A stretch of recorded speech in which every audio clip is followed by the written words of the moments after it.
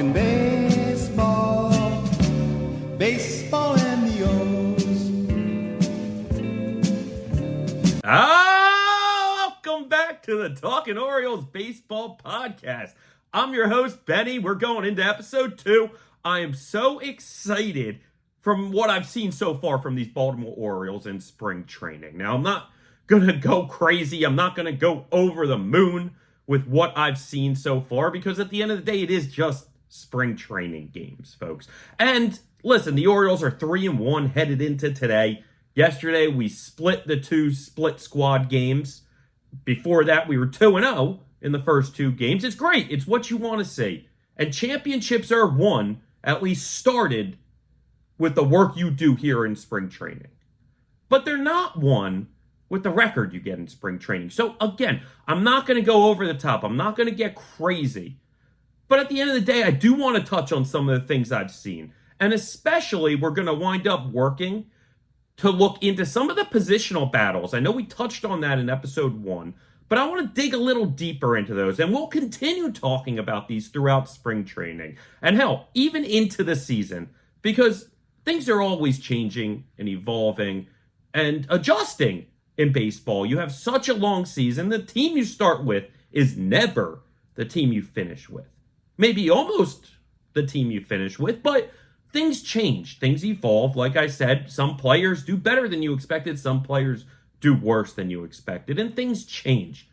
And the Orioles are in a great spot moving forward to have that flexibility with a lot of these guys. Guys with options, guys you can move up and down. And some guys don't have those luxuries. And so it's very interesting to see these positional battles throughout spring training. So again, we're going to touch on at least a handful of them today. Before we get to that, I really want to just dig into a little bit of these games. Again, I'm not going to break them down. I'm not even necessarily going to break down all of the stats and the stat lines and, oh, this guy went 2 for 2, but this guy went 0 for 2. I'm not going to overreact to the first, not even week of spring training games, okay? But there are things you see sometimes, and they're great things when you see them. And there are things that you want to see in spring training. So we're going to go to game 1. We're going to go back to game 1 because there were a couple moments that I think were just special to be able to see. Okay? The first off, let's start with Corbin Burnes, the new ace. We touched on him heavily in episode 1. Obviously, he's the ace that the Orioles brought in to be.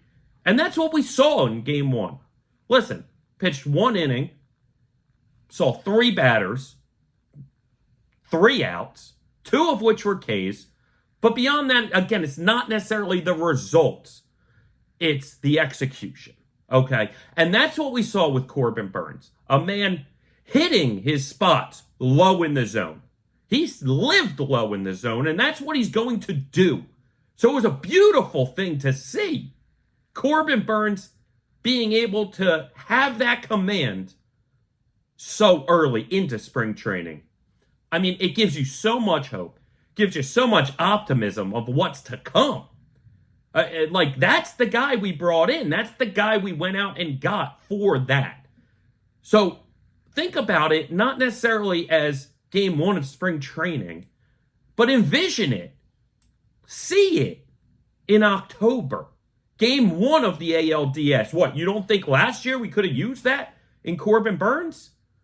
Listen, I'm not going to harp on that ALDS. It was a young team. It was a lot of inexperience. And the moment wound up being slightly too big for them, especially going against the team that wound up winning the World Series, okay? It's a little less painful when you say, oh, well, at least the Rangers mowed through everybody they saw. Yeah, they mowed through us, but they mowed through everybody. So it takes the sting off of it a little when you see where they wound up getting. And who knows how we would have fared had the pitching given us a better chance last year in the playoffs. But that's what this Corbin Burnes move does. Gives us that chance. This is what you expect to see not only through the course of the season, but ultimately in the postseason when it matters the most. You expect Corbin Burnes to be able to do that when it matters most. And that's why we went out and brought him. So, again, I don't want to crown him Cy Young, even though, like I said in episode 1, one of my favorite bets of the whole MLB offseason is now Corbin Burnes for AL Cy Young. But I'm not going to crown him right now off of one inning in game 1 of spring training. But again, it's great to see. It's what you want to see out of the guy you went out and got. If he goes out and he gives up 4 hits and 2 extra base hits, including a home run, well, guess what? Doesn't make you feel overly confident. Corbin didn't do that, though. Corbin stepped the fuck up. Corbin manned up. And hell, he pitched a great inning. And that's what you expect to see a lot of this season. And hopefully postseason. And that's why it's so exciting to have that man in the Oriole jersey. And frankly, I just want to make this point. I saw this comment the other day, and it rang true. Corbin Burnes just looks like an Oriole, man. Feels right. Corbin Burnes feels right in this Oriole jersey, man.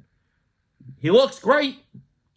You know, I mean, everyone's crushing the jerseys right now, so the jerseys might not look great, but he looks great. He looks right. Put him in that Orioles hat, the flow going. He looks right. He looks like an Oriole. And he looks like the makings of a man who could win the Cy Young as an Oriole, and that's very, very exciting for this season. Okay, another point from game 1 is how it ended. Not only a walk-off home run, but who hit it? Colton Cowser, another man we touched on heavily in episode 1. Colton is right on the heels of making this team. He had a tough run at it when they brought him up last year. Not everybody strikes gold right away. In fact, most guys struggle when they get to the majors. This is a hell of a prospect. People forget how big he is, how strong he is. When you see him, he's a physical specimen. There's a reason the man is so highly regarded as a major league prospect and has been for a couple years. So I'm not off him by any means. In fact, I'm so high on him. And it was beautiful.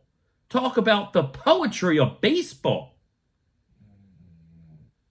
It was beautiful to see Colton Cowser get that walk-off home run in game 1 of spring training, getting that monkey off his back as he hits that walk-off home run from all of that crap from last year. Colton Cowser wants to make this team, man. I promise you that. As do a lot of other guys. But it's moments like that that's going to force his way on this roster. And we're going to touch on that outfield reserve positional battle coming because we know the big 3. We know it's Hayes, Mullins, Santander. Outside of an injury, that's the outfield. But listen, there's spots for at least 1, if not 2, reserve spots in the outfield. And there's a lot of guys coming. And again, we will touch on that a little farther down this episode, okay? But again, I just want to touch on these spring training games so far. Because that was day 1. It was beautiful. If I remember, too, on day 1, maybe it was game 2, but there was a moment where Rushman gunned out a man trying to steal at second, throwing it to Jackson Holliday, who picked it perfectly, laid down the tag, and they got the man out at second. So it's things like that, again, that you love seeing in spring training. It's the work that gets put in there that winds up winning championships. And it's things like that that listen, yeah, it's just a simple guy getting thrown out at second trying to steal base. But when it comes to just the visual of Rushman throwing down to Jackson Holliday, who makes a beautiful pick on the ball on the short hop and gets the tag down. It's just great to watch. And then the Colton Cowser home run, walk-off home run, and the Corbin Burnes perfect first inning with 2 Ks. It's things like that that the vision's coming to life. We have to visualize this championship coming. They have to visualize it coming, and the moments like that, even in spring training, is what gets them not only to just believe, but know that it's coming, that it's here. And it's a beautiful thing. It's a beautiful thing. Again, I don't remember if that throw down to second to get the runner was in game 1 or game 2 of spring. But we're going to jump to game 2 now, if that was game 1. And the Orioles pull off a win. Listen, it wasn't pretty. It was a low-scoring game, barely any hits. But guess what? The Orioles had a no-hitter going through at least 6, I believe, if not 7. And again, just spring training, you're not going crazy. Most of those guys only threw 1 inning, maybe 2. But talk about another guy, the guy that started the game, we touched on in episode 1. And I guarantee you looked at me like I was crazy for saying this man could have an unbelievable season, weirdly. And that's Cole Irvin. Again, he came in great shape. Came in, did a lot of core work, changed his diet, dropped a lot of weight, a lot of fat. Looks good. Feels good. And he's had productive runs in the majors before. Now he's so focused on this health and diet and the work and the core and things along those lines that it makes sense for him to weirdly have at least this above average year. So again, seeing him go 2 scoreless and hitless innings is amazing. It's what gives you hope. Because again, we have to bridge this gap with Bradish and Means for at least, let's call it a month. Possibly 2. Possibly more. Even though all indications, and I want to touch on this later, I'll make sure I write it down, is that Bradish will be back at some point this season. Apparently, he's looked great. But again, we'll figure that out, okay? I'm going to touch on that. I made sure to write it down because I want to touch on that at some point. Again, like I said, episode 1, a lot of times no news is good news on these injury fronts, especially with an elbow ligament injury. But apparently there's been some good news. There's been positive feedback, at least, from the throwing program. And again, I'll touch on a little bit of that to go back to the games. Again, these guys just throwing no hits, innings. Love seeing it. It's what you want to see, even if some of the names aren't going to be on this major league roster. Hell, they may wind up going on waivers and getting claimed by other teams, but a lot of them have options. A lot of these guys throwing have options. And it gives you promise for later in the season when you need to mix and match and have this taxi squad of players come and go. It makes you feel good knowing, hey, there's some talent on this mound. Again, don't want to overreact to game 2 of spring training. But it's encouraging, folks. Very encouraging. They get another win. And then again, yesterday, games 3 and 4, they had 2 split squad games. Go 1-1 in them. But you saw promise again. A lot of these guys, they looked good. And if you looked at the 2 lineups between the 2 games, the one that they lost, yeah, you have a couple names that you like to see in there, but it was clearly the B team, let's call it. And, some A team guys have off, and so it's not complete A and complete B. But if you're comparing the 2 at least starting lineups, put it this way, the one that from the winning game was a lot of the guys that we guarantee are going to see on this roster. We know the names. And I'm not necessarily going to tell you they all had a great day. They did it. Some had tough days. Some had nice days. That's spring. Again, I'm not digging into the box score right now. There's 162 regular season games to dig into the box scores that matter when the moments matter. We don't necessarily understand all the workings of spring training and the rotations and what they want to see, what they're telling the guy to work on, what they want the guy to focus on. Because guess what? Maybe he went 0 for 2 with a walk, but he was working on what they wanted him to work on. They didn't expect him to necessarily have the success and the production off of what they're telling him to work on right away. Game 1, 2, 3, 4, whatever it may be. But they want to see whatever they're instructing the individual player, what they want to see from him. He may have gone 0 for 2 and still showed them production and still shown them the ability to get better and him improving and him working on what they want him to work on. So again, batting average and RBIs and stuff. Like, individual stats only mean so much in spring training. Because I truly believe, as much as we look at the games, because that's what we can see, the teams care more about the work that's going in behind the scenes, in the facility, on the practice fields. Like, they care more about that, I believe, truly, than they do for just a random game, because it's so funny with these spring games. You may have a guy who's the best guy on your team facing a guy who's a non-roster invite for the other team. So he gets a home run, but what does it matter? What does that matter? Spring training. If you have the best going up against the best, yeah, sure, it means something real.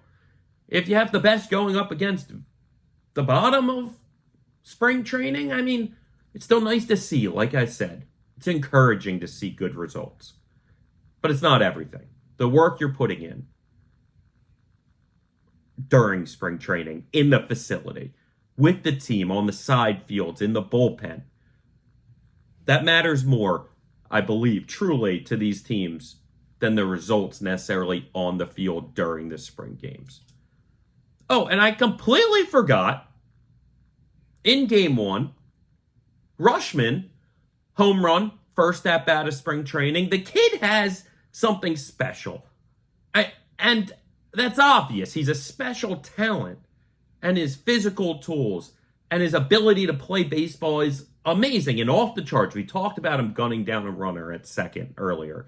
Now we're talking about the home run on his first at bat. But it's more than that. It's this weird winning intangible thing to him.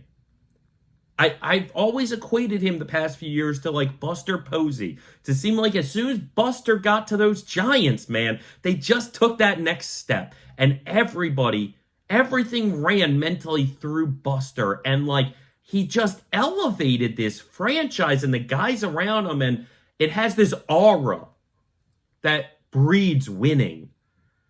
And I believe that in Rutschman. I know last year in the opener of the regular season, Rutschman homered. So he has this special quality to him that we do know is there, but it's you're unable to put your finger and verbalize it necessarily. It's just something you see and feel with that young man. It's how he interacts with everybody. It's the look in his eye. I don't know what it is. I mean, I love Adley Rutschman, but even more than my love for him is just my admiration of this special quality, man. It cannot be quantified. It can't. It's not something that can be in the box score. But when you watch it, moments like that, Adley going first game of the spring training, his first at-bat, second at-bat of the whole spring training for these Orioles, goes Yahtzee. Hey, let's go, boys. Now, I don't care if the wind might have been blowing out that day. He didn't even get all of it. And it got out. Awesome. Again, results are very good to see, but they don't mean everything in spring, right? Like I said, the wind might have been strong to center that. Whatever it may have been, it's just that moment that has, let's go, boys. Between Corbin in the first and Adley in the first, and then Cowser in the ninth. It's these moments that go, boys, we're here. Ain't nobody in this league is better than us. Let's go show them. Let's go show them and win the World Series this year, man. All right. So that was digging into the first 4 spring training games somewhat. Again, I didn't want to go over the moon and over the top on it. I didn't want to dig deep into box scores, right? But a couple players have naturally started out hot. And one of those guys is a guy I didn't even mention last episode. But one of my favorite, let's call him sneaky good, undervalued X-Factor players for this team, okay? And I believe Jorge Mateo is that guy. That's who I want to touch on. And he started off hot this spring. Again, I don't have his spring numbers in front of me up to date. But I know he started hot. I think he went 2 for 2 on day 1 or something, and then maybe had another good day. Either way, it's just a man that when he's hot, when he's feeling good, when he feels comfortable, can be such an X factor for this team. The speed he has, the defense he has, and listen, the defense at times can get us slightly off the rails, which is funny because 2 years ago, he could have won the Gold Glove at short because the plays he also makes and is able to make with that speed and athleticism and his arm is off the charts. Unbelievable. 99th percentile type stuff. And listen, last year, once he started losing some playing time, he wasn't as used to that. I think, that's kind of why he had some errored throws or just a couple balls that, listen, he should have fielded and didn't. Booted the ball. Missed the ball. Right under the mitt. Whatever it may be. I think it kind of screwed with him, especially because of how hot he started last year. Don't forget how hot he started. And how cold he got then in the middle of the year.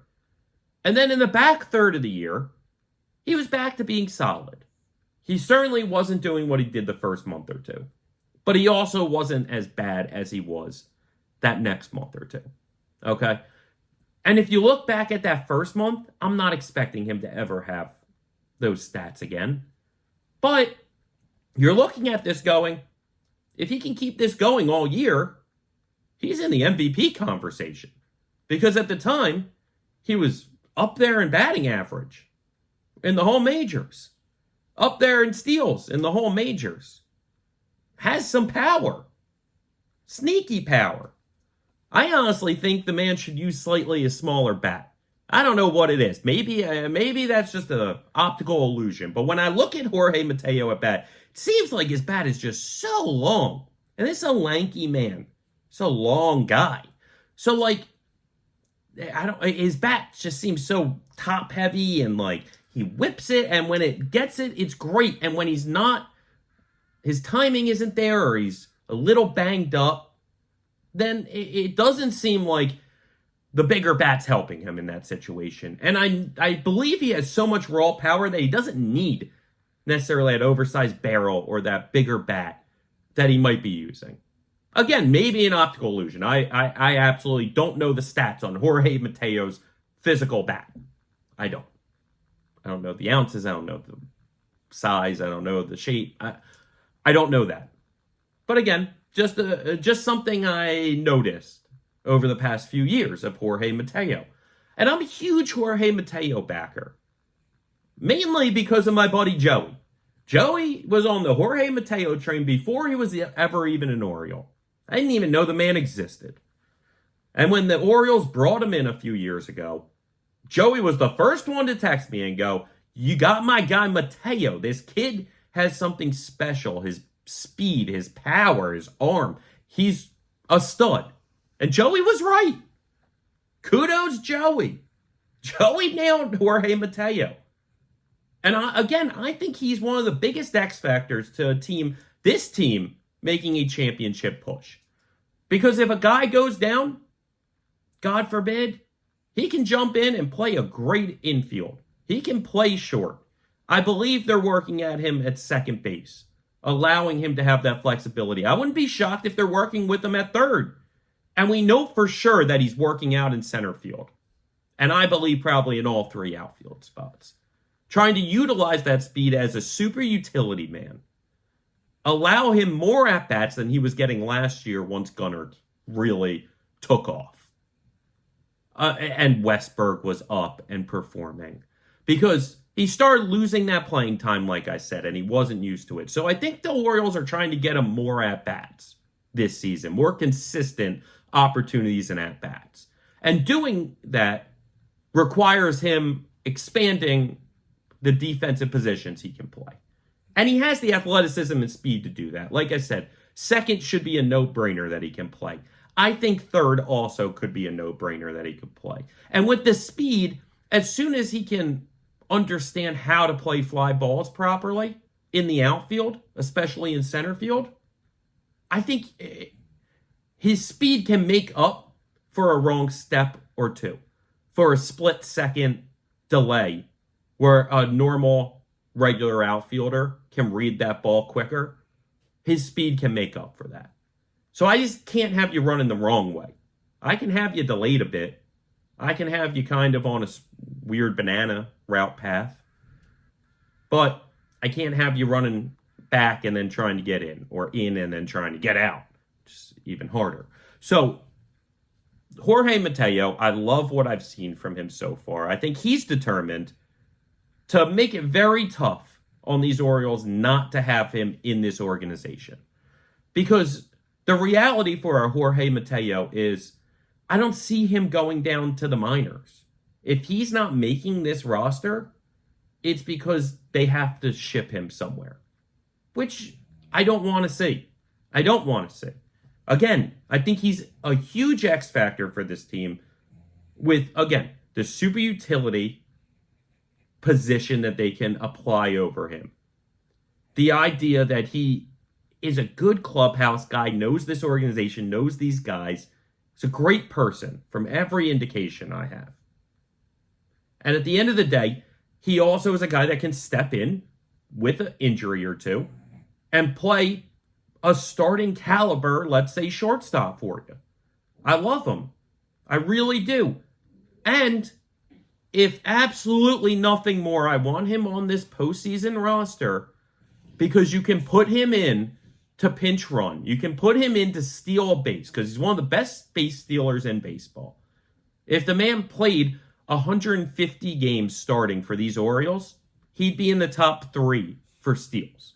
He's not getting that opportunity, so he won't wind up having those numbers. But never forget when the Red Sox finally broke through with that Dave Roberts steal. And everyone in the stadium and everyone in America watching knew that Dave Roberts was put in that ball game to steal second base. The pitcher and catcher knew it. Everybody in the whole stadium knew it.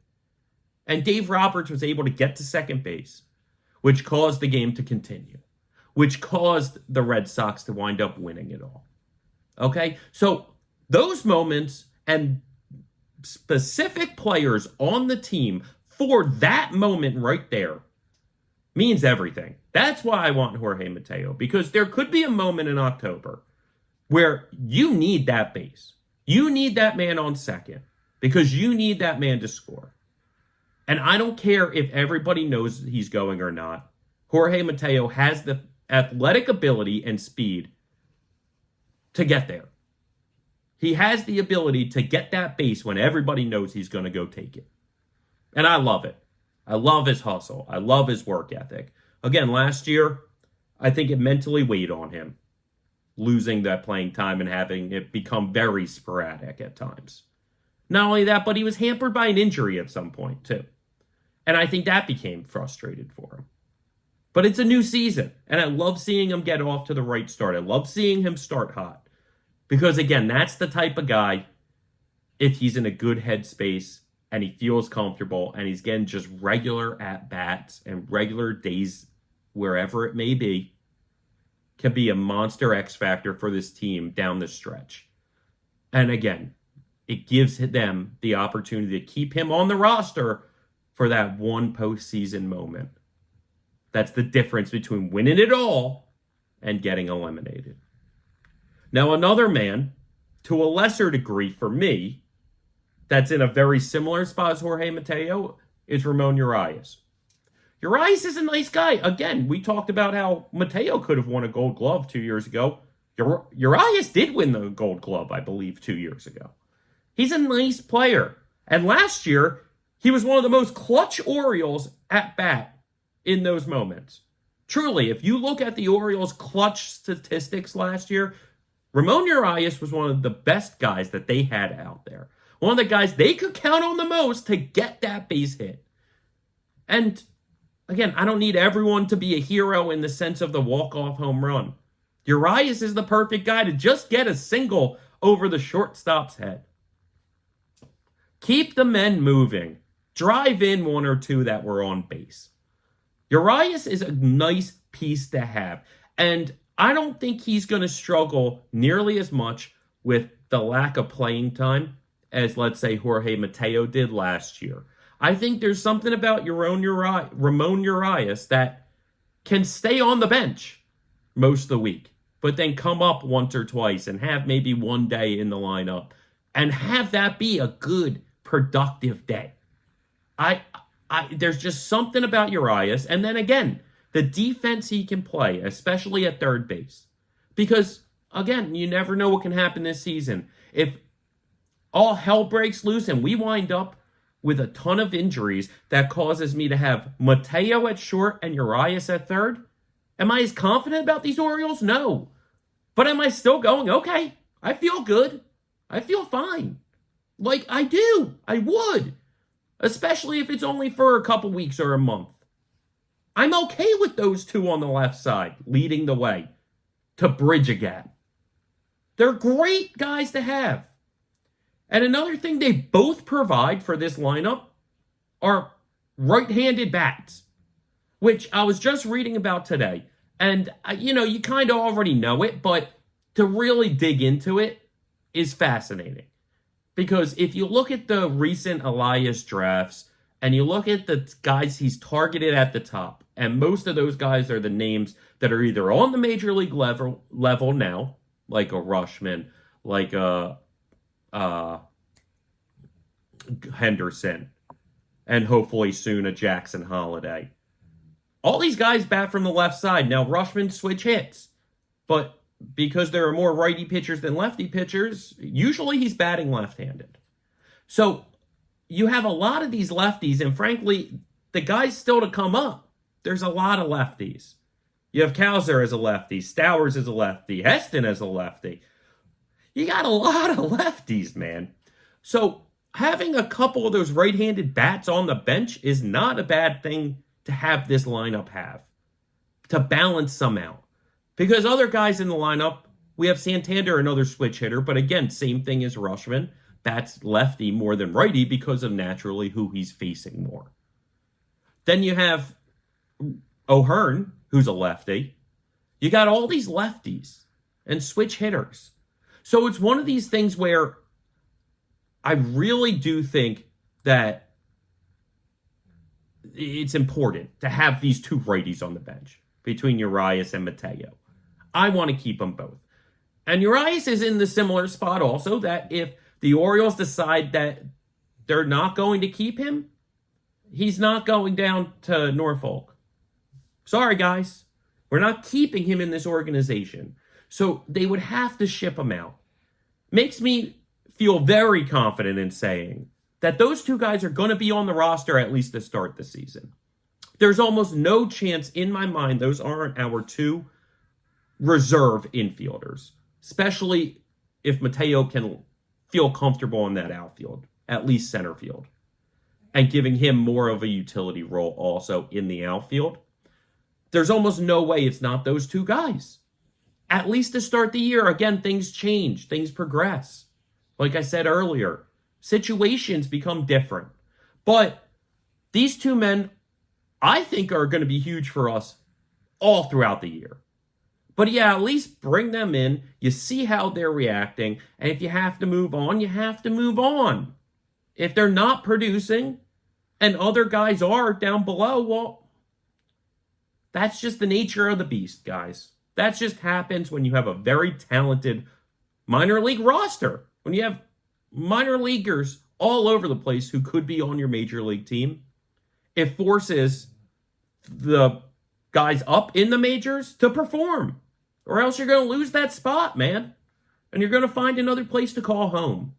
As much as we love you, as much as I think that you can be an X factor for us throughout the entire year, it is what it is. And anybody wanting to talk about, I believe Urias is on his last year of arbitration, I believe. And you're like, you don't want to lose him for nothing at the end of the year. Well, I'm okay. I don't need to get value in other players every single time a guy is free agent eligible. I don't. Some guys, it's okay to just let walk and not get anything back for it because you got the production that year. If he's a productive player and a nice role player that's helping us win a World Series, that means more than getting some minor leaguer for him. It does. So that's the infield reserves. I don't see any way it's not those two. You could have like a Tyler Nevin. There are a couple other names that are making a push. And you want to talk about a hot start? Kobe Mayo is another guy we didn't even talk about last episode. And he's had a great start to spring training. But again, I don't think Kobe Mayo has a path to this team on opening day. Especially if I'm assuming that Jackson Holliday is going to be here on opening day. Because even if, let's say, Jackson has a very tough spring and doesn't work out, at least right away, to the point where you're like, we need him to get a little more season. We need him to get another month in the minors, another 2 months. We'll see how it goes. I have no doubt that he's going to have a good year in the minors if he goes down there. But again, it's not always results-based. It's telling a guy to improve upon something and seeing him take those steps and work on it. So if Jackson needs that, I still don't think Kobe Mayo makes the team. That's when, like, Tyler Nevin makes the team. It's when one of these other guys makes the team. I just don't see any way Mateo and Urias aren't on this roster opening day. And I love that they both will be. Again, I think that's one of the biggest X-factor moves for the Orioles this season, is that those two off the bench, those two giving guys days.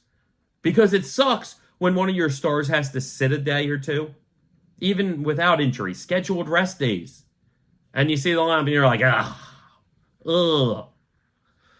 Ryan Flaherty in the lineup, or Steve Lombardozzi is in the lineup now. No, we don't have to deal with those names anymore.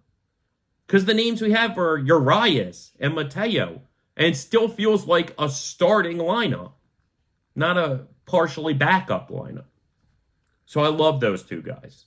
And I'm very excited, especially how Mateo has started the season, and to see how both of them can handle kind of this reserve role, but a very, very important reserve role. And I believe that Hyde is making that very clear to both of them. It doesn't matter if you're in the starting lineup every day, guys, because we need you. We need you every day, probably. Just about. You're going to get just as many opportunities as some of these guys starting. And if something happens or somebody's not performing, let's say Jordan Westberg's not performing. Okay. Well, guess what? Take your choice between whichever one's hot to get back in that starting rotation or lineup. It's exciting. Now, as we talk reserves, like I said, I think the infield is pretty lock set. Assuming that Jackson's on this team day one, which I believe he will be, I think it's pretty locked. Okay? Between, just run it down. Obviously, Rushman, McCann behind the plate, Mountcastle, O'Hearn splitting first base, DH work sort of thing.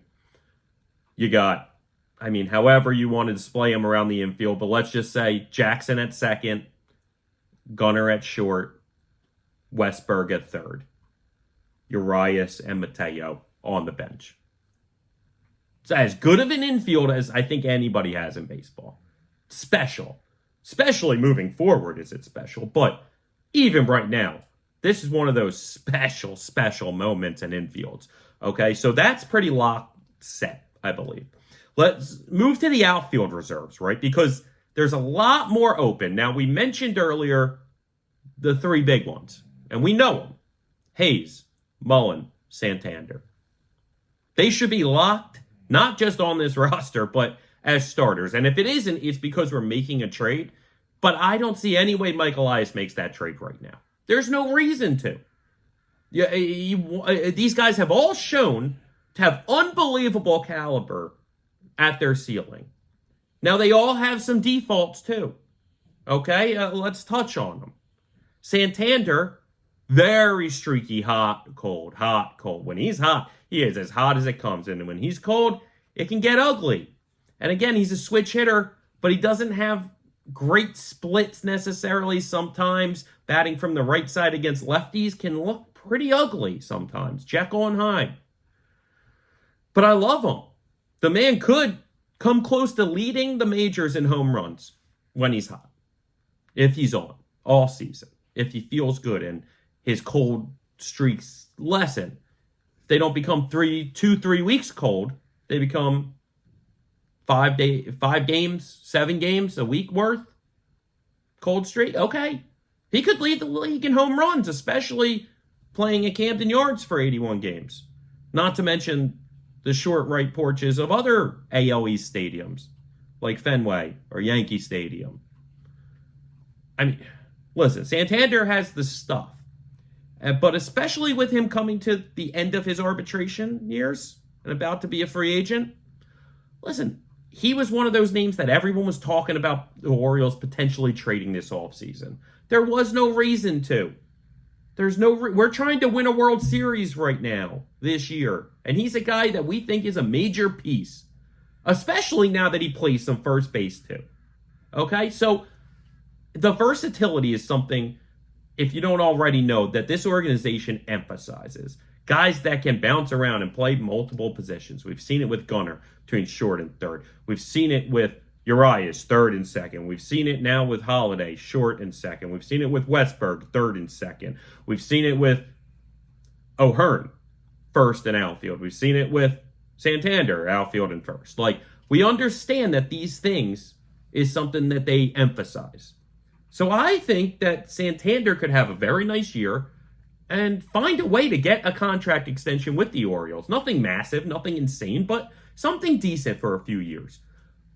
But I also could see the reality where the franchise is that we're coming to the end of the Santander run. So if the reality is that he winds up having his good moments but not being so hot, then that's the reason you might ship him. Okay? But listen, that's down the road. There's no reason. Everyone was talking about that in the offseason. There was no reason for Mike Elias to do it in the offseason. Let's see how he does. Let's see how he's playing. See how we feel about him once real games start. Okay? Now, Mullins, very similar. Only a lefty, but listen, we go back 2 years ago, very bad against left-handed pitchers. Essentially not in the lineup anytime he had to face a lefty. Last year, he corrected some of that. I'll never expect him to hit lefties better than righties, but he was competitive last year. Now, unfortunately, he got banged up. He started off very hot, similar to how he was 3 years ago when he had his best season ever. That was a great year for him. Then the next year was ugly. Then last year, when he was healthy, he was great, but he just had this nagging injury that wouldn't go away. And that's somewhat been a weakness of his also. His body can sometimes get those injuries that linger and hinder him. And whether he has to go on the IL or not, that's one of his weaknesses. That and the lefties.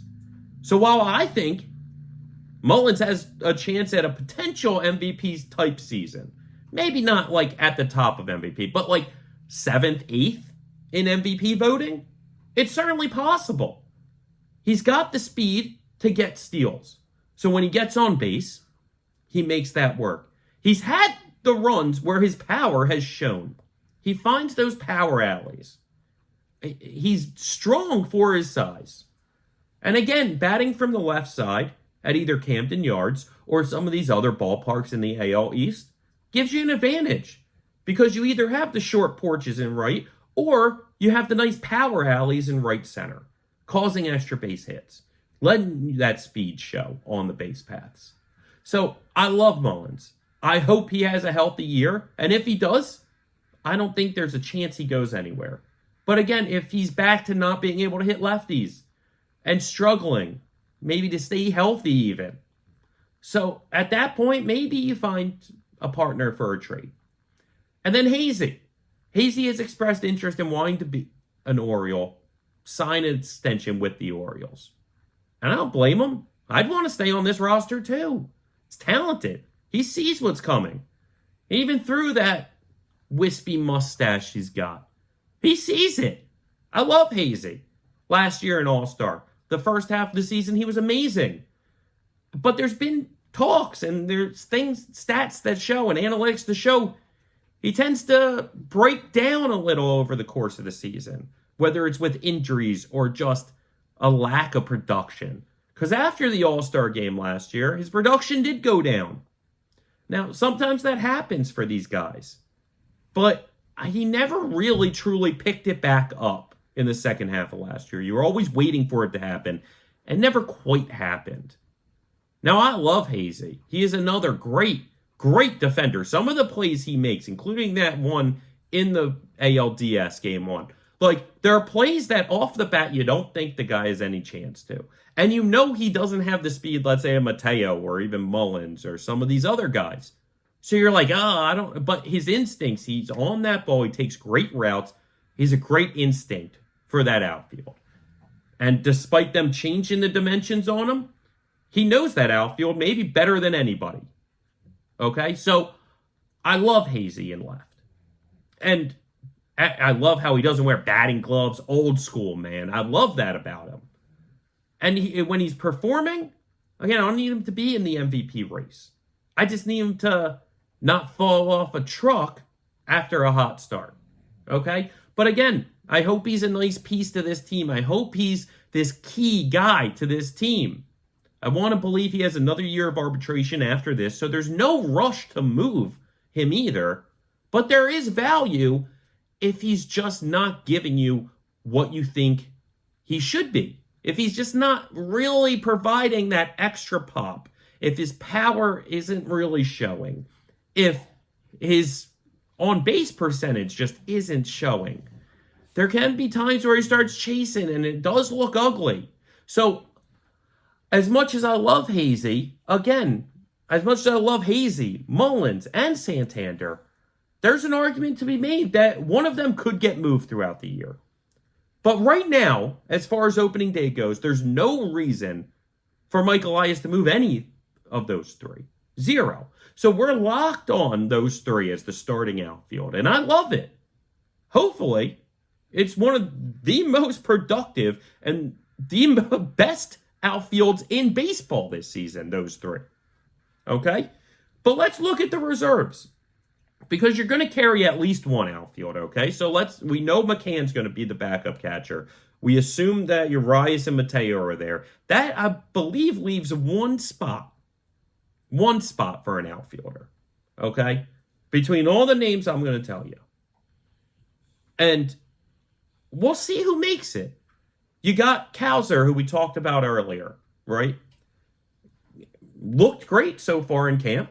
He was the first one up last year, but he still has two options remaining, okay? So there's no guarantee. Any of these guys with options, there's no guarantee he's going to be on the roster, okay? Again, a left-handed bat, which can be okay, but we know there's a lot of lefties. Already 2 of your 3 starting outfielders are lefty. A lot of other lefties and switch hitters in that lineup. Again, okay, so 1 lefty, 1 switch hitter out of the starting 3 outfielders. But a lot of lefties in that lineup.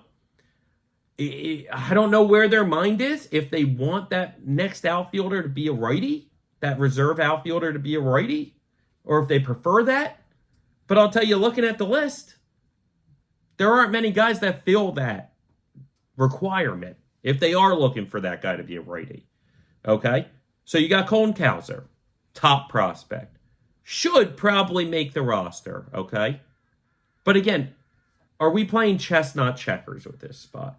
Because this is the type of spot, unlike Mateo and Urias, okay? Mateo and Urias are these veterans that I want under developing that role player role, that utility role, that reserve role, and understanding that's what we need them to be, okay?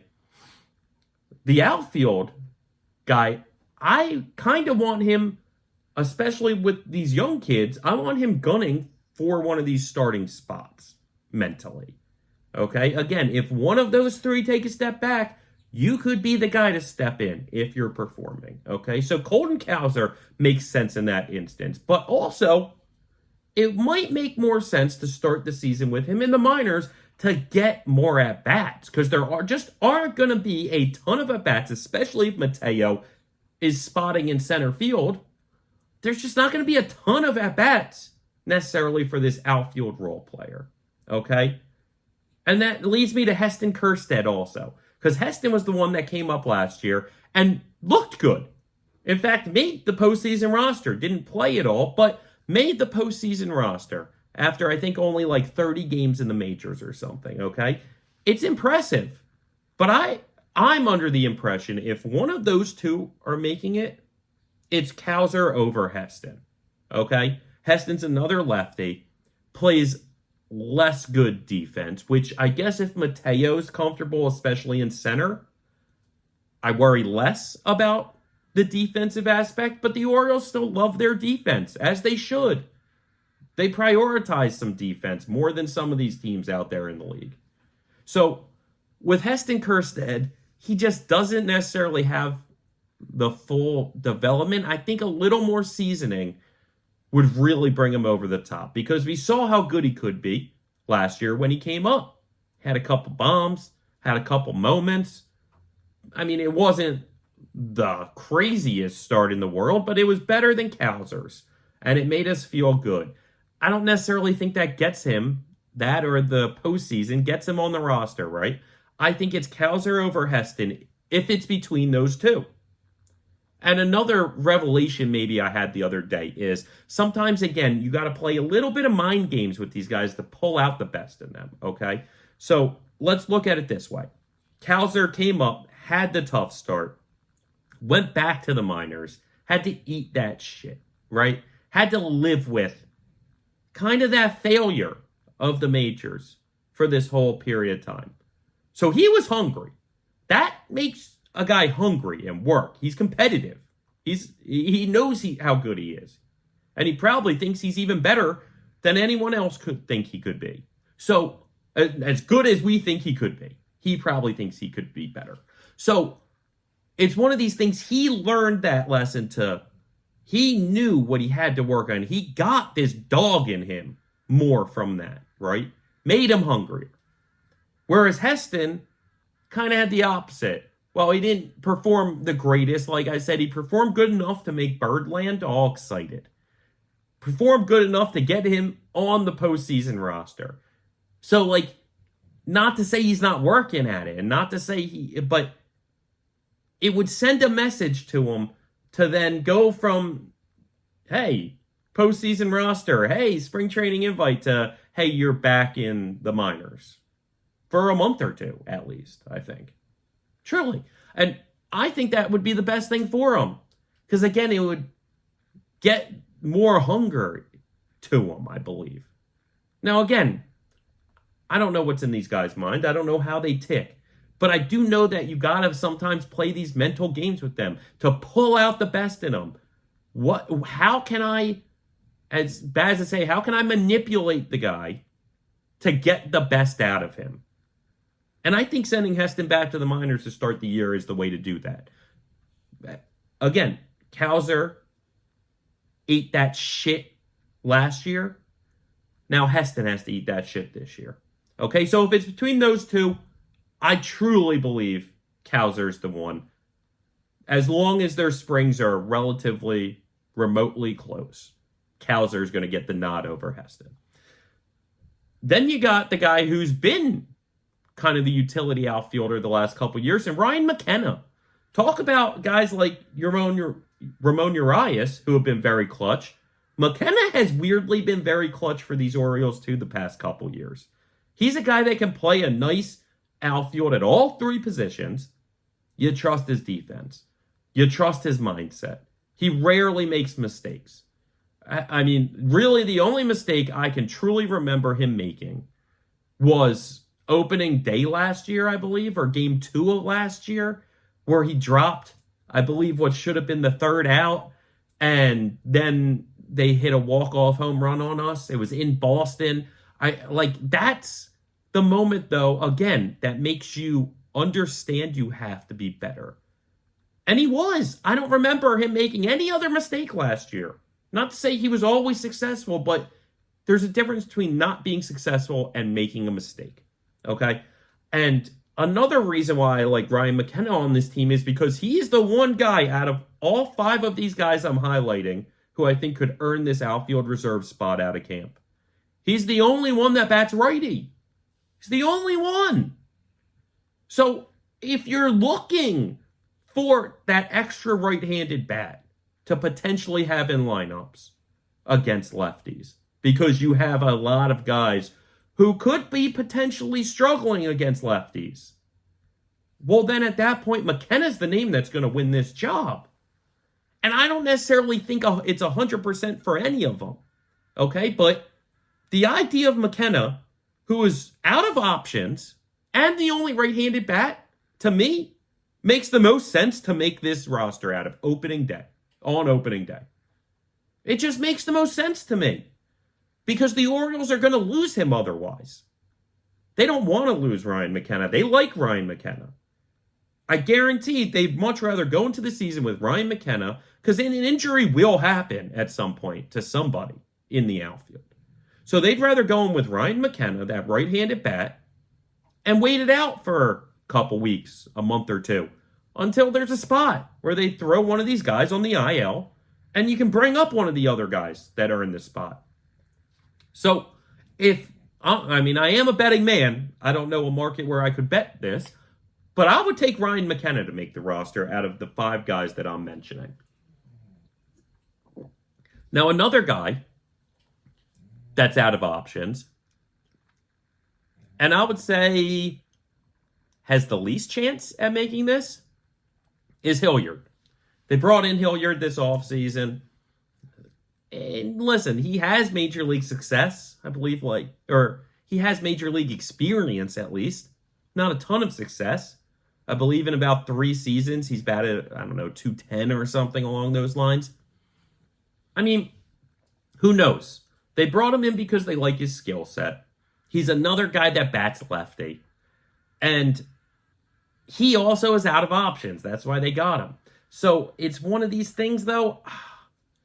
I don't see the path. I think he would have to absolutely lap the other guys. I mean, he's batting one of the best in all of camp for these Orioles. Having one of the best spring trainings, not just during the games, but during practice and in the facilities and what they're seeing. I think that he needs to show them essentially what Ryan O'Hearn showed them last year, where it's like, oh, this guy struggled before he got to us, but man, has something clicked. Whether we brought it out of him or not, something has clicked. And we can't afford to let another team get this man right away. We at least need to see what he offers this season. Now, he bats lefty. Him and McKenna, like I said, are the 2 that are out of options. I believe they'd rather keep the guy they know and they've seen and they've groomed for years in McKenna. But again, if Hilliard comes out and he's just outperforming everybody, well, earn that roster spot, man. I truly believe they wouldn't have brought him in if they weren't giving him a chance to earn that roster spot. Otherwise, you would have given the spot to somebody else. That's why they got him. Because they weirdly believe in him. We'll see if that works out. Similar to like Tyler Nevin in the infield. But I believe Hilliard has a better route to the majors, for the Orioles on opening day at least, than Tyler Nevin. That's what I think. Because I think the infield is a lot more set, even if there's extra spots. Whereas this might be one spot available, but I think you actually have a chance at it, Sam Hilliard. I do. I think Hilliard has an outside chance at it, but I don't see it happening. In fact, this leads us to the 5th guy. And the guy that personally, I think that if Ryan McKenna doesn't get the spot, is going to go to this man, Kyle Stowers. And you might be looking at me going, I hope your reaction isn't, to Kyle Stowers. Because this is a good prospect, too. If he was in other organizations, he'd be a top 5 prospect. For us, yeah, he gets lost in the weeds sometimes. Especially when you start hearing the name Kowser and Heston in the majors. You start forgetting Stowers. Well, guess what? Last year was essentially a lost year for him. Dealt with injury all year. It wasn't good. It wasn't fun for him. But the year before, he showed some real promise. And you want to talk about power? You want to talk about size? Kyle Stowers has it, man. He's shown it. And he's also shown that ability to have that little magic spark to him. Now, he has 2 options remaining, which makes me think that he's not going to make it. But he's had a good camp so far. Again, a week or so in. But he's had a good camp so far. He's performed decently well. There's been a lot of buzz around Kyle Stowers with this coaching staff, with this organization. So don't be surprised if Kyle Stowers is the man with that 4th outfield spot. Because it also makes sense to me in the sense of if you really want Jorge Mateo to start playing center field in a utility role, then a guy like McKenna will probably play over Mateo in center. A guy like Cowser would probably play over Mateo in center, right? So unless you have one of the corner guys out and it's Cowser or McKenna moving to right or left for that, and Mateo going to center, Mateo's not going to get these reps in center if it's a Cowser or McKenna right away. Okay, but if it's Stowers, who I believe can play center field, and I think has played center field for them, but definitely more comfortable in the corners, then it opens up more playing time for Mateo in center, which also opens up more playing time for Urias in the infield. It all kind of blends together, okay? Not to say they wouldn't have that same situation with McKenna or Cowser, but don't forget and don't sleep on Kyle Stowers. If not on opening day, I believe truly at some point this season, Kyle Stowers is on this roster for a probably significant chunk of the season, or at least a decent chunk of the season. And don't be surprised when Kyle Stowers has some big, cool moments for these Orioles. He's got all the makings. And talk about a man who's had the seasoning and had the success and had the step backs and had to grind more and had that hunger instilled in him because he had those tastes, and now it disappeared. And now it looks like it may have been blocked because, again, if you have 2 option years left, you might not see the majors again for 2-3 seasons. There's a chance at that. So that provides that hunger because you tasted it. You had some success. And now you had to drop that back down. So I think he'll probably start in the minors too. But again, I think if it's not going to be McKenna and Hilliard doesn't completely wow us, I think Kyle Stowers might get it over Colston or Cowser or Heston. And if I had to rank them, I would go McKenna, Stowers, Hilliard, Cowser, Heston. And again, that has nothing to do with pure talent. Truly. If anything, some of the most talented are at the bottom. So, to me, it's not necessarily who the most talented piece is right off the bat. It's how are they playing in camp. It's who can offer the best for this organization as a whole. Because, again, we have our starting 3 outfielders. So I'm not looking to have you take their jobs day one. But I would like to be able to get one of these names in there at a decent time that if somebody goes down, they have some major league experience, more at least in this season. Because between Stowers, Cowser, and Heston, they all have major league experience last year and for Stowers last couple years. Hilliard has major league experience. McKenna has major league experience. So they all have experience, but eventually the job will wind up, I believe, going to a Stowers, Cowser, or Heston. But for now, I think Ryan McKenna gets that job. So that's what I'm projecting. And that adds another righty to the bench, making all 4 basically reserve spots righties. But that allows you, on days that a lefty's pitching, to get some of those guys in. Get some of those lefties or switch hitters out. Give guys days. And allow you to mix and match the lineup a little better, I believe. I think they're going to see, again, the right-hander out of that group and say, I think that's best. And again, it's the guy that's been with us the longest in this clubhouse the past few years around these guys, understands what we've built, understands really just the gel of the team, man. Because sometimes it's just not about messing that up as you go through. So that takes us to the bullpen, because we talked about the starting pitching in length last episode, okay? And with Bradish and Means delayed and behind and injured, we're looking at a starting rotation, I believe, out of camp, and it could change, but I believe top three should be locked up. And obviously Burns, Grayrod, Kremer. So because of those three spots, there's two spots that I think are going to get taken up by Cole Irvin. And now I'm forgetting him.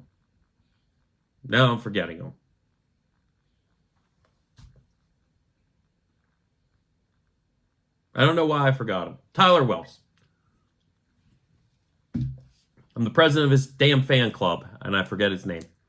Okay, so assuming Irvin and Wells are in the rotation now, it takes them out of the bullpen.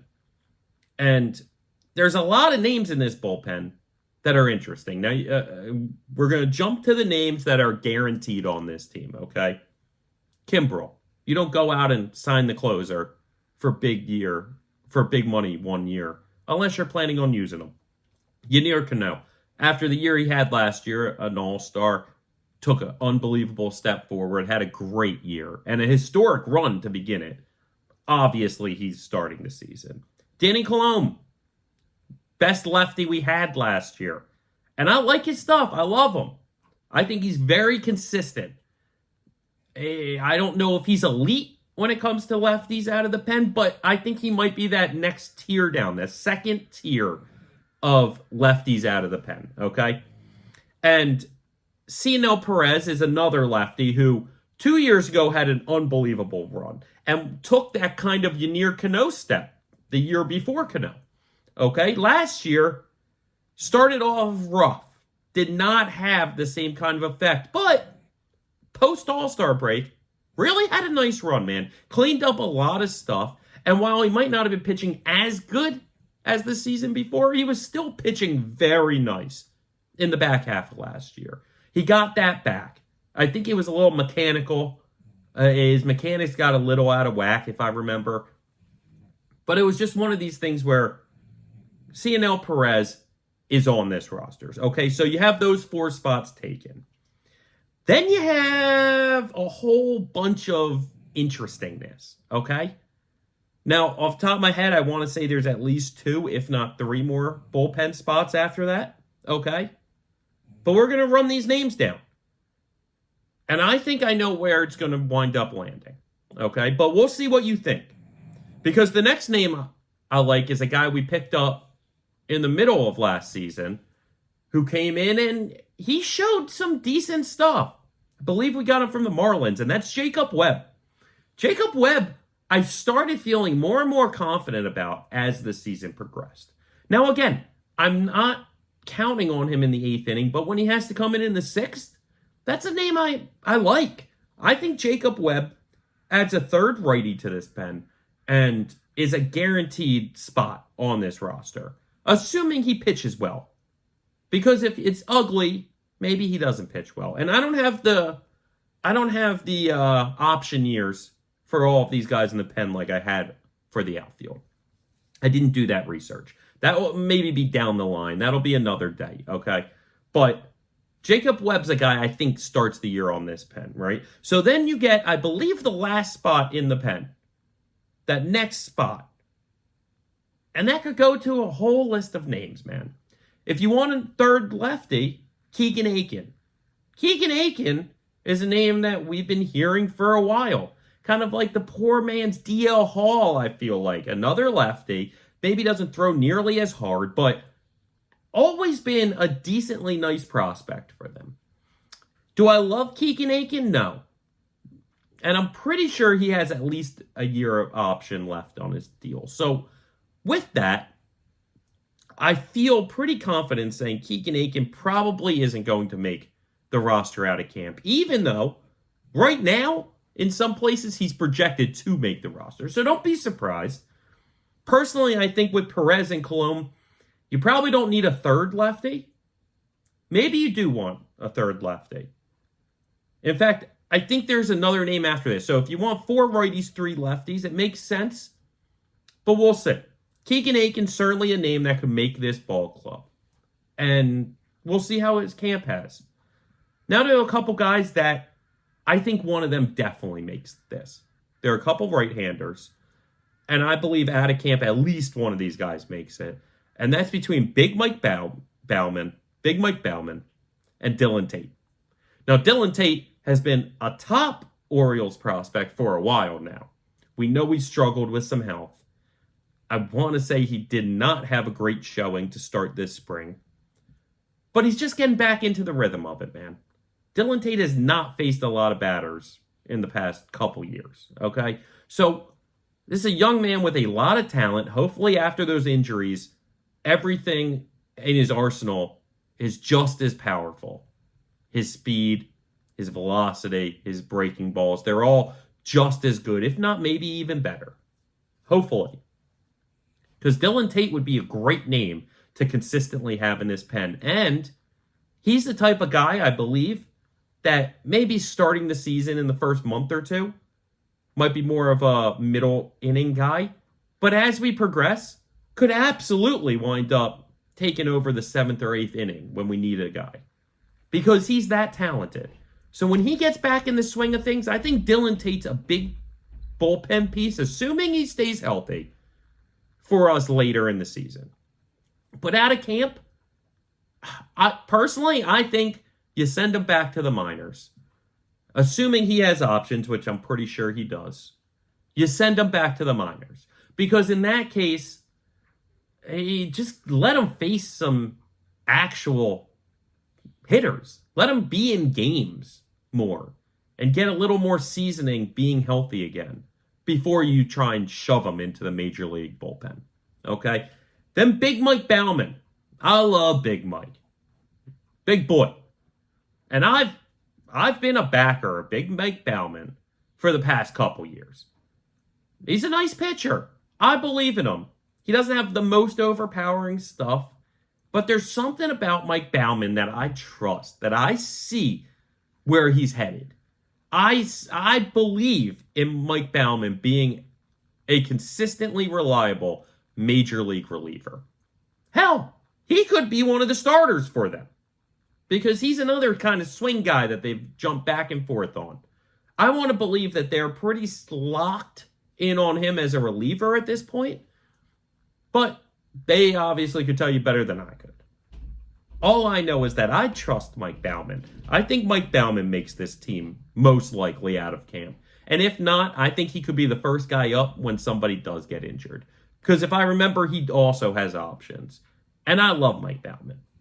Now, a couple other names that are very intriguing. Both pitched for the Orioles well last year. And that was Brian Baker and Nick Vespi. Okay? Vespi has a great look to him. Wild hair. Cool guy. Something about him has the makings of a very successful major league reliever also. Good stuff. Fairly confident he has options left. So I'm not sure if he makes it out of camp. But I'm confident Vespi will be on this team at some point. And I believe in him to come in and do solid work out of the pen. I do. I like Nick Vespi.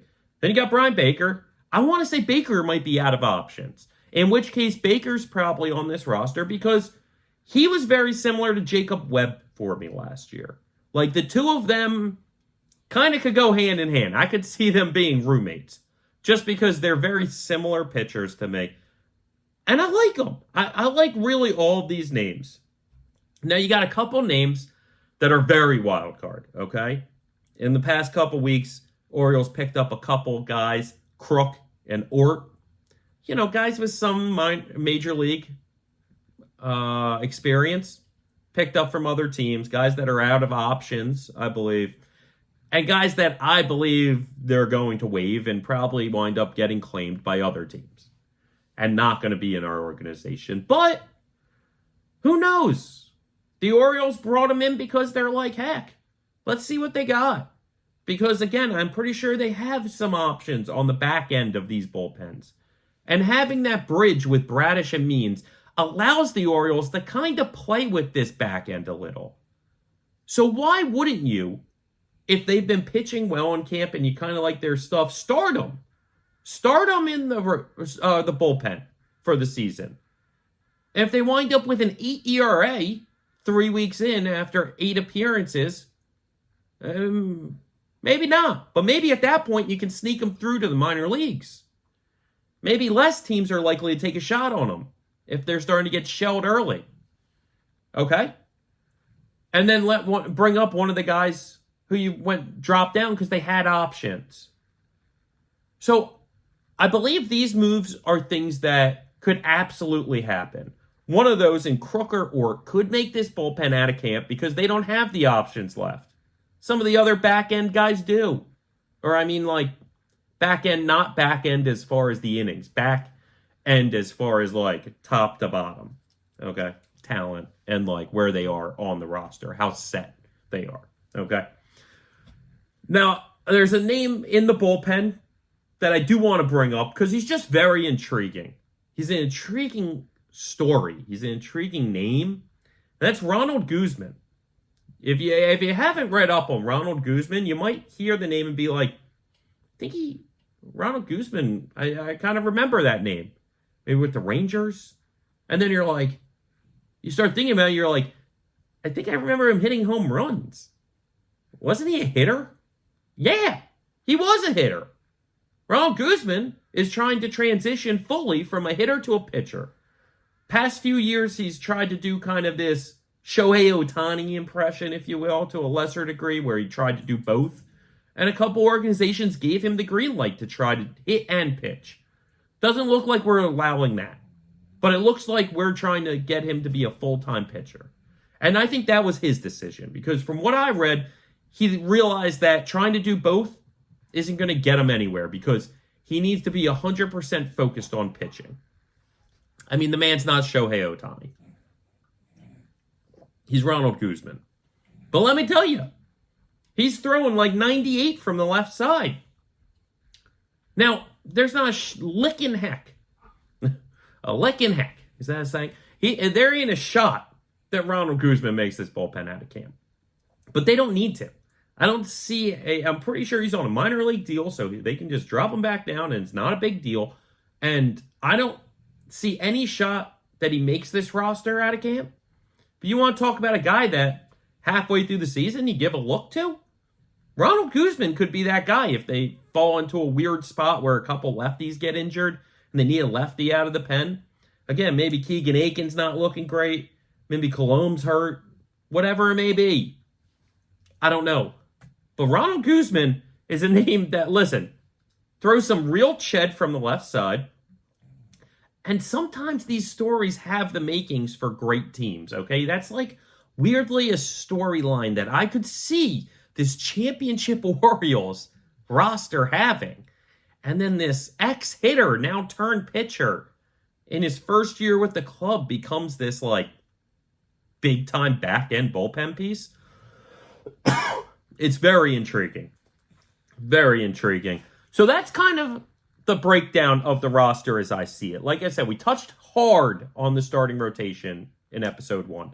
Episode 2, I wanted to touch on the reserve, Mateo and Urias for the infield. The reserves in the outfield and how there's probably only one spot and who I thought it was going to be. And again, I think it's probably going to be Ryan McKenna. If Sam Hilliard absolutely wows everybody, like Ryan O'Hearn-esque last year, maybe he gets some looks. Other than that, I think Stowers has a great chance at making it. And if it's between Cowser or Heston, I think Cowser is going to get the nod. Just for pure defense, for more experience. And frankly, because there's a reason why they brought him up first out of the two last year. Again, that experience, I think, is a big part. But I love Cowser, and I love Heston, and I like Stowers and McKenna. We'll see about Hilliard. I don't think he makes the team. I think he's probably playing for the Marlins or the Royals or whoever come season-wise because somebody else picks him up. But we'll see. Maybe he can make this roster. And then I remember earlier I told you I was going to touch on the Kyle Bradish injury news, right? And this is something, again, I said in episode 1, the elbow injuries with pitchers, sometimes no news is good news, man. It's not getting worse. And from all indications, he seems to be doing great. Kyle seems to be in no pain throwing a baseball. They seem to be very optimistic. In fact, not only did Mike Elias say when this was coming out that he would pitch for the Orioles this season, but he's only reiterated that and almost taken harder stances as this has progressed, since he's been throwing. And yeah, they're not going to rush him back, but I don't think they need to. You get him back in 3 months. Kyle Bradish is still a huge piece. And I don't think it's going to be 3 months. Seems like it's probably going to be a month and a half, maybe 2 months. And I'm happy with that. I'm okay with that, at least. It's not my ideal scenario to not have Kyle Bradish from day one. But I'm very confident these Orioles can survive and thrive before they're fully healthy in the rotation. And again, I said this last episode, I'm not counting on John Means to be healthy at any point. But it would be a huge bonus if he also comes back healthy. And then you have the names like Wells and Irvin sliding back into the bullpen. In which case, this bullpen becomes very scary. And then the back end names like I was talking about in Aiken and Baker and Vespi get upgraded to Wells and Irvin. I think that's very good. Again, something I said last episode. It's a good problem to have. And I think the Orioles are in a position, looking at these roster spots, they have a lot of good problems on their hands. There are a lot of guys who would be starting for other teams. There are a lot of prospects who would be guaranteed, essentially, a spot on the Major League roster. Not only that, but starting in the Major League lineup. A guy like Hauser, on 20 to 25 other teams would probably be starting, or at least have the roster spot out of camp. But that's how talented these Orioles are. It's how great this roster is from top to bottom. It was like that last year, and we have almost everybody back this year. And the guys we don't have back, I believe we upgraded from. Truly. Can't tell me we didn't upgrade Kyle Gibson with Corbin Burns. Now, yeah, okay, if we wind up losing Bradish, maybe that's not as much of an upgrade, right? Because now we're swapping out one of the... But in a nutshell, in a vacuum where Bradish comes back, huge upgrade in the staff. Now, obviously, we're losing Batista from the bullpen. That sucks. But without Batista, okay, at the end of last year, if you're looking at the pen without Batista at the end of last year, the pen is now better than it was then. Okay? Because we essentially have all the same names, but we added Kimbrel. We have some more experience for these guys. I love it. I absolutely love it. You look at the outfield's as stacked with talent as anybody in baseball. One of the most stacked outfields in baseball. And these are just the guys that have a chance at making the roster opening day. Like, I didn't even get to the Fabian and the Beavers and the Bradfield and all these other top guys that could make this team at some point this season. We talked Kobe Mayo earlier, and I think he has a real shot to seeing the majors this year. But it won't be on opening day. Unless, again, it's just something we cannot say no, man. You forced your way onto this roster day one. But I don't see it. I don't see them doing that to Jackson and Kobe. I see it happen to Jackson. And if it doesn't happen to Jackson, I don't think it happens to any of them. But we'll see. We'll see because, again, rosters aren't finalized. Just because you head up north with the team doesn't mean that by game 3 it's the same team, man. You have these taxi squads. You have these guys with the options. You're moving chess pieces around. Guys get banged up. Guys miss time. You got to figure it out. And I think the Orioles are weirdly in an unbelievable spot with the injuries that they've currently sustained, assuming that those guys are going to make it back healthy, could be the best thing for this team to have happened. Because it opens up the ability, again, to get Wells and Irvin into the rotation easily. See how they're doing. See if we think that they could have an unbelievably good year in the rotation instead of the pen. Give some of these back-end bullpen pieces, again, lower in the pecking order, I mean, when I say back-end. Give some of those lower in the pecking order relievers a chance at the majors. And again, maybe you start out with Crook or Ort at the last spot. And again, if they have a 7 ERA, well, then you switch it for one of the guys that had options, like Tate or Baker or Vespi or Bauman or whoever actually has the options. You're able to kind of play this game where, okay, well, these guys have options. We don't necessarily need them on day one. So let's get the guys without options in. See how they're performing. Especially with bullpens. These things are so volatile. One year you'll have a guy, one of the best relievers in baseball. The next year he might be one of the worst. So story happens all the time. So bring them in. See how they're doing. See how they've improved. See how they're pitching this season. And listen, just because they have a good 2 weeks doesn't mean they're going to continue that. Just because they have a good start doesn't mean they're going to end well. Doesn't mean they're going to end on your roster. Try and milk some of these guys for everything they got. And if that means that they have a great year and they're on the team all year, awesome! Great problem to have! But if they fail, it's not the end of the world. Because not only should our bullpen just improve off of our rotation getting healthier, but it's going to improve because the cream rises to the top. The guys are going to pitch. Some of these guys are going to pitch really well this year. And they're going to be the guys we rely on and count on. And that's just how Major League Baseball goes.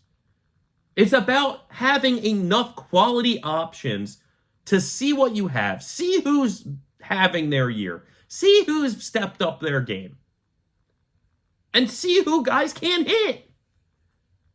And some of these guys aren't going to work out this year, next year, forever maybe. But other guys maybe had a 7 ERA last year in a little bit of work, but coming in this year and pitch in the high twos. Like, it's not uncommon for this to happen. So it's a good problem to have right now, assuming that Bradish and Means can get back to this rotation at some point in the near future. It's a good problem to have. To have the opportunity to get these guys more looks. Get these guys a chance to show what they can do before the roster kind of squeezes down on them somewhat. And then the cream will rise to the top. The best men will earn the spot. But this is a very talented team. Very talented roster, man. And to go back to what we touched in the beginning, it's been so amazing to see some of these things at the start of spring training. Corbin Burns dominating, especially dominating low in the zone. You look at those replays as chung, chung, chung, chung, hitting that spot every time. Beautiful. Rushman, home run first at bat. Kowser, walk-off home run. Rushman throwing out a runner, a base stealer, and throwing it to Jackson Holiday, picking it on the short hop and putting the tag down. It's beautiful, man. It's a beautiful, beautiful thing to see. And I'm excited, clearly. I'm excited to see how this roster shakes out. I'm excited to see the rest of spring training. And we're about a month away from opening day, folks. A month away. I cannot wait. I will be there. Club seats. Come find me. I'll be talking about it. I'll be out there. I'll be handing out cards and we're going to be doing some stuff. Maybe get t-shirts made. I don't know. Talkin Orioles baseball. This is the podcast that's more passionate about Orioles baseball than anybody else you're going to listen to or find. We're talking O's, man. I love it. I'm excited.